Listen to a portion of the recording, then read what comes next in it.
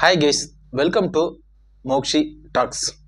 India இங்கிலாந்து இடையேயான முதல் T20 போட்டி கொல்கத்தாவில் இருக்கக்கூடிய ஈடன் கார்டன் மைதானத்தில் தான் நடைபெற்றது. நம்ம எந்த அளவிற்கு எதிர்பார்த்தோமோ அதே போல இந்திய அணி மாபெரும் ஒரு வெற்றியை செய்திருக்காங்க. அதுவும் இங்கிலாந்தை வெறும் 132 ரன்னுக்கெல்லாம் சுருட்டி இருக்காங்க. இதுக்கு முக்கியமா காரணம் இருந்தது நம்மளுடைய தமிழக வீரர் வருண் சக்கரவர்த்தி தான். 3 விக்கெட்டை எடுத்து அசத்தி இருக்காரு.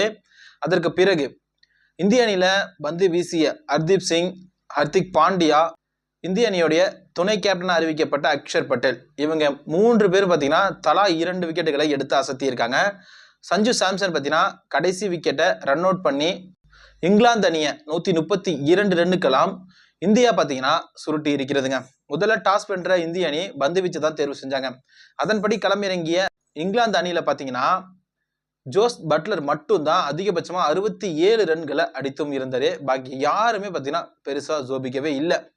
அதை தொடர்ந்து களமிறங்கிய இந்திய அணி பார்த்தீங்கன்னா வெறும் 3 விக்கெட்டுகளை மட்டுமே பறிகொடுத்து அவங்க நிர்ணயிக்கப்பட்ட அந்த இலக்கை பார்த்தீங்கன்னா 12வது ஓவர் 5வது பந்துலேயே எட்டுனாங்க. 7 ஓவரை கையில வச்சிருந்து அதிரடியான ஆட்டத்தை வெளிப்படுத்திய இந்திய அணி பார்த்தீங்கன்னா ரொம்பவே சுலபமா இந்த வெற்றியை பெற்றாங்க அப்படின்னு சொல்லலாம். இதுல ஓபனராக களமிறங்கிய அபிஷேக் சர்மா பார்த்தீங்கன்னா அதிரடியாக 34 பந்துகளை மட்டுமே பிடித்து 74 ரன்களை எடுத்து அவுட் ஆனாரு.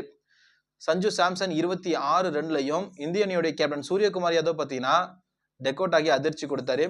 அதற்கு பிறகு திலக் வர்மாவும் ஹர்திக் பாண்டியாவும் பார்ட்னர்ஷிப் அமைத்து 13 ஓவர் முடிவதுக்குள்ளேயே பார்த்தீங்கன்னா இந்த இலக்கை எட்டி முதல் T20 போட்டியை வெற்றி பெற்று 1-0 என்ற கணக்குல முன்னிலை பெற்றும் இருக்காங்க.